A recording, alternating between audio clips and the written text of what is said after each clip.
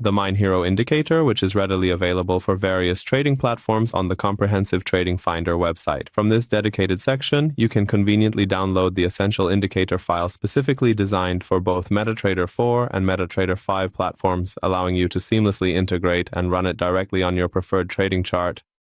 Additionally, traders can read this page to learn about how the indicator works and its functionality. From the Navigator section, we select the indicator file and run the indicator by dragging the file onto the chart.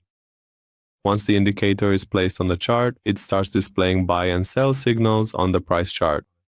Traders can effectively use the MindHero Indicator to strategically enter optimal buy positions when clear buy signals are generated, always in line with the prevailing market trend. Conversely, they can also enter advantageous sell positions when the broader market is in a significant downtrend and distinct sell signals are issued. This powerful indicator generates accurate short-term buy and sell signals, making it exceptionally suitable for active scalpers.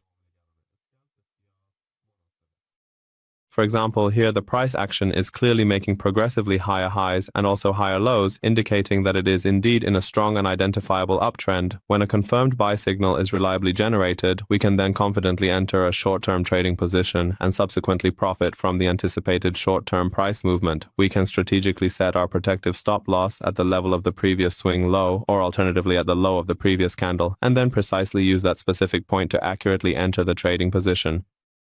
In another section of the chart, we can clearly observe that the price action is consistently forming lower highs and subsequently lower lows, which is a strong indication and is generating clear sell signals for us to consider. We can strategically take a position at each significant swing point and carefully enter a trade, meticulously setting our protective stop loss either at the level of the previous swing low or just beyond the preceding candle's low point.